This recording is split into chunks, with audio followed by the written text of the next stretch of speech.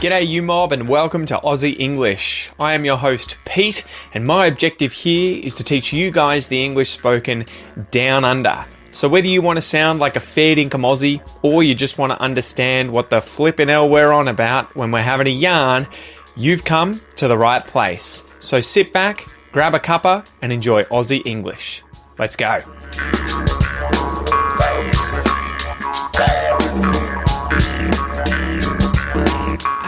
Guys, how's it going? Welcome to this episode of Aussie English. I've just tried to open a can of Pepsi and realised that I cut my nails today and I cut them a little bit too short. And I don't know if women listening to this will ever know this plight that men who cut their nails right back to the nub, I don't know what you would call it, right back to the cuticle, sort of face, it becomes almost like a torture when you try and open a can of something when you've cut your nails all the way back to the cuticle, because to get purchase on that little flap thing, the metal thing that opens the can, you kind of have to pull back, you push your nail over the top and it pushes the skin back, and it's almost like that bamboo torture that was used against people in certain wars in the past, to get them to tell you certain things they probably didn't want to tell you. But yeah, it's brutal. Anyway, sort of a side note. Welcome to this episode of Aussie English, guys. I'm your host, Pete. Before we get into it, as always, guys, remember, if you are learning English and you want to study effectively and you would like the entire transcript to this episode, as well as over 1,000 other episodes that have been on the podcast, this allows you to download the PDF, you can print it out, you can highlight words, look up vocab, take notes, write the notes on the paper. It's a very effective way of learning. I actually like doing this with ebooks and other podcasts that I listen to, everything like that. You can get every single transcript to all of the episodes that have been transcribed at aussieenglish.com.au/podcast. So go sign up there. And besides that, I'm kind of just enjoying the day. It's summer at the moment. It's nice and toasty. It hasn't been too hot this summer, to be honest. We haven't gotten past, I don't think we've had a single 40-degree day this summer, which has been interesting. There have been a few years where we've had, a dozen or so, right? There was a heat wave that we had back in probably 2008, maybe around that period, where it was like 8 days in a row over 40, and it was brutal. Absolutely brutal. Anyway, let's get into today's question, and this one comes from Jody from China. Hello, Pete. I'm Jody. I'm from China. And could you please tell me what's the difference between here you go and there you go?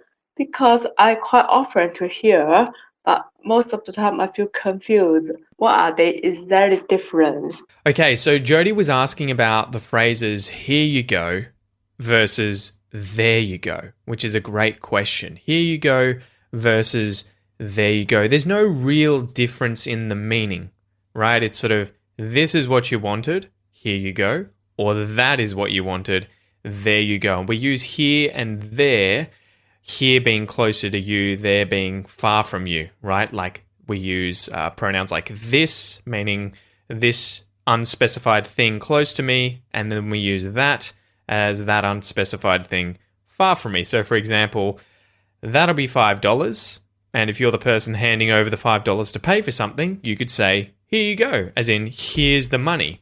Or you could say, there you go, as in, there's the money. It's sort of 6 of one, half a dozen of the other, to use a really good expression. So, yeah, you use here if you want to emphasize the fact that the thing is close to you. You use there if you want to emphasize the fact that it is away from you. So, yeah, there you go. The other interesting thing, you may have just noticed me use one of these expressions, is that we can use there you go as well as there you are. And I should mention before we get into that, here you are and there you are exactly the same as here you go and there you go. But we can use there you go and there you are as an expression to show confirmation, triumph, or resignation, right? So sort of accepting something. So this is really interesting. Let's give you a few examples. So maybe someone says, sometimes it's really embarrassing to make errors in English, but there you go, right? That's kind of showing resignation. That's life. So it's embarrassing to make errors in English, but, that's life. There you go. Another one, triumph, as an example. Dad, I did what you said, and I won the race at school. There you go, mate. Well done. So that's kind of like you did what I said, you triumphed. I'm really happy. There you go. And lastly, confirmation. I think the answer is actually B and not C. There you go. There you go. It's sort of like, I'm confirming what you said. You're right. You are correct. So yeah, these are really cool little phrases that you can do, well, that you can say, rather, you can say in order to sound much more natural when interacting with people. There you go is one that I find myself saying all the time. And again, it's to express confirmation, triumph, or resignation. There you go. All right, slap the bird, guys, and let's get into today's joke.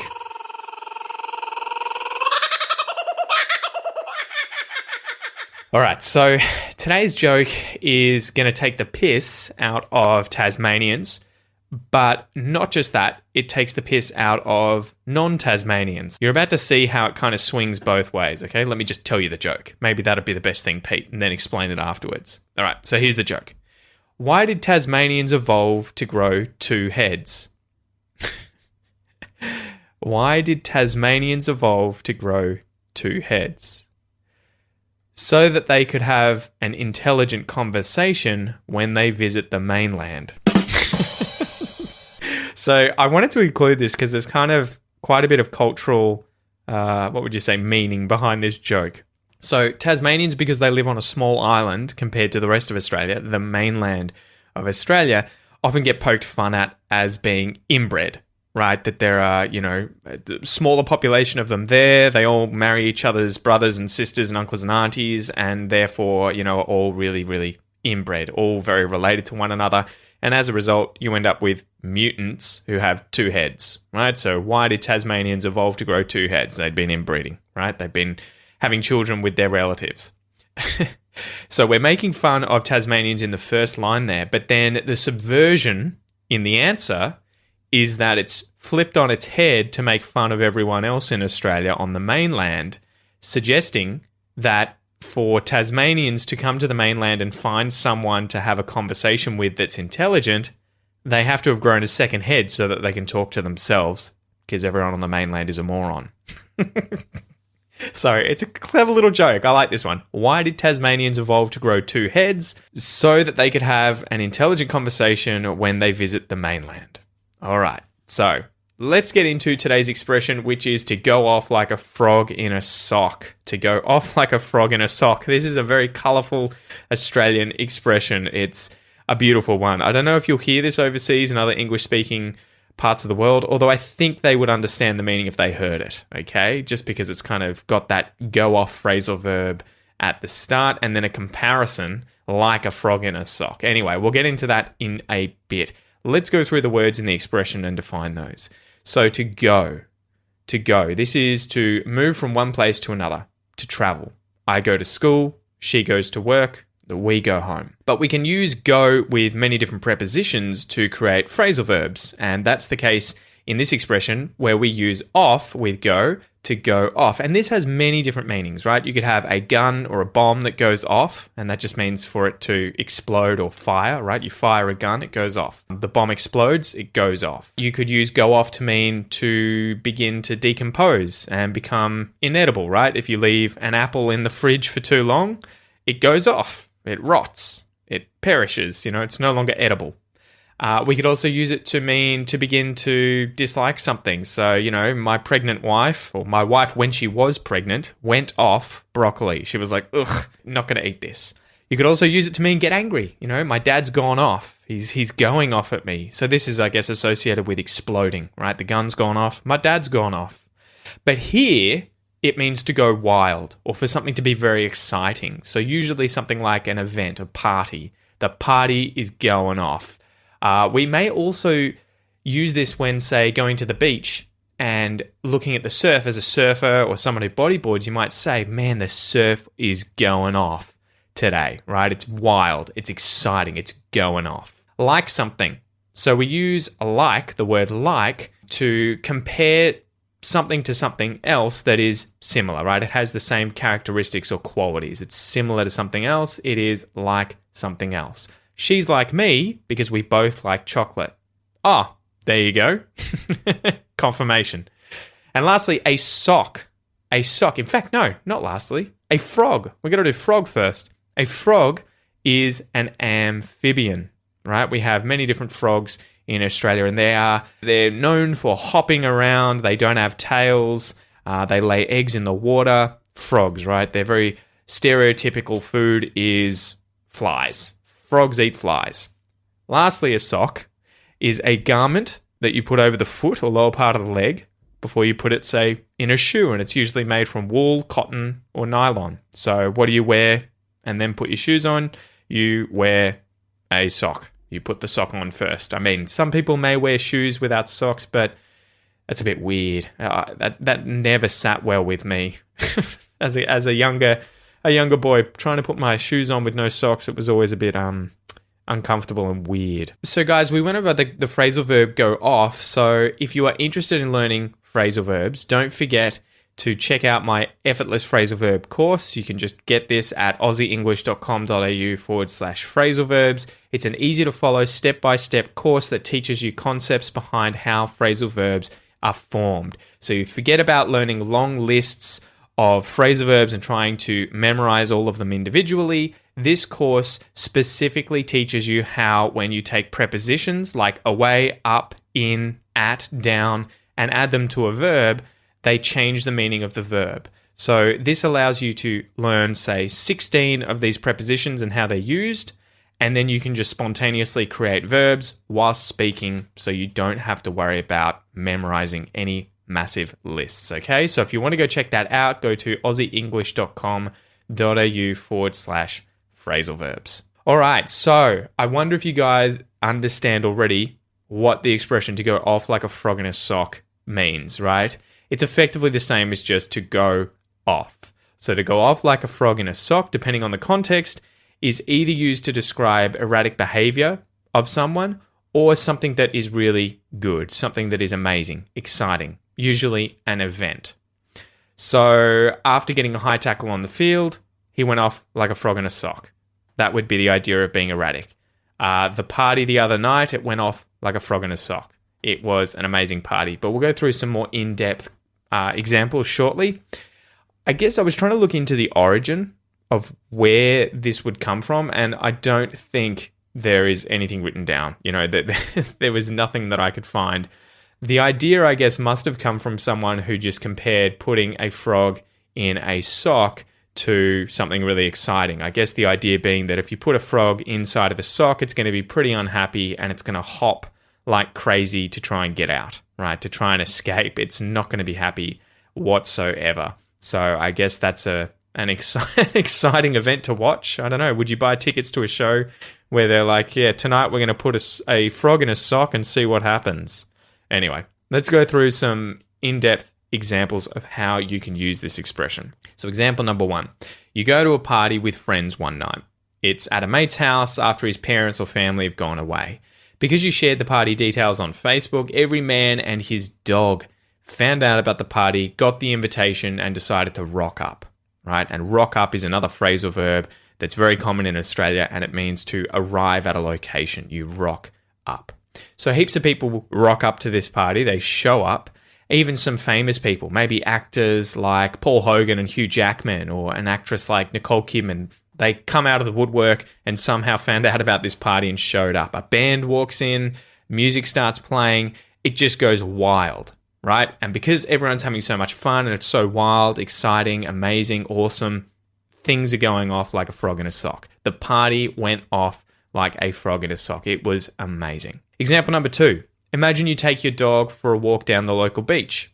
And he's obsessed with the beach, absolutely loses it when he gets there. You know, runs around like a psycho, kicking up sand everywhere, going and running over to different humans, other dogs, picking up sticks, you know, dragging seaweed around, just absolutely losing his nanas, right?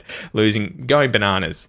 absolutely going ballistic. He's loving life. So every time you go to the beach and you take your dog off the leash, he goes off like a frog in a sock. You know, he's very excited. Maybe he sort of shows some erratic behavior. He just loses it, loves life. He's impossible to get back on the leash until he's calmed down. He goes off like a frog in a sock. Example number 3. Imagine you go to a friend's house on a scorcher of a day, right? One of those 45 degrees Celsius days in summer here in Australia that we fortunately haven't had this year yet.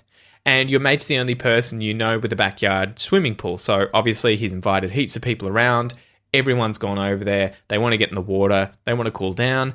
When you arrive, there's music playing. There's a barbie cooking up food for everyone. Loads of people are already in the pool. There's lots of commotion. People are having a great time. They're laughing, yelling. There's loads and loads of, noise. The party is going off like a frog in a sock. The pool party went off like a frog in a sock. So there you go, guys. Hopefully now you understand the expression go off like a frog in a sock. Depending on the context, it can either mean erratic behavior, for someone to go wild, or it can mean an event that was really good, that was awesome, that was really exciting, that went wild. So as usual, guys, let's go through a little pronunciation exercise. This is where I'm going to read out a few different phrases, and I want you to focus on things like the pronunciation of the consonants and vowel sounds, stress, intonation, rhythm, that sort of stuff. I mean, you don't have to pay too much attention. If you want, just read these out after me as best you can. Let's go.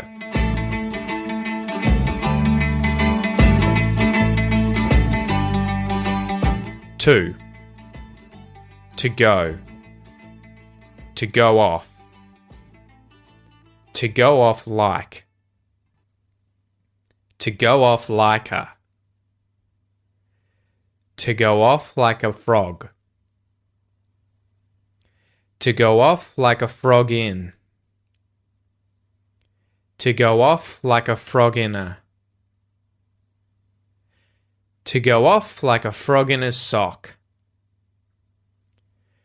To go off like a frog in a sock. To go off like a frog in a sock. To go off like a frog in a sock. To go off like a frog in a sock. I've gone off like a frog in a sock.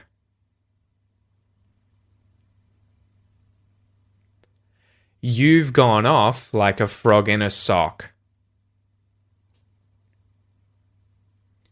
He's gone off like a frog in a sock. She's gone off like a frog in a sock.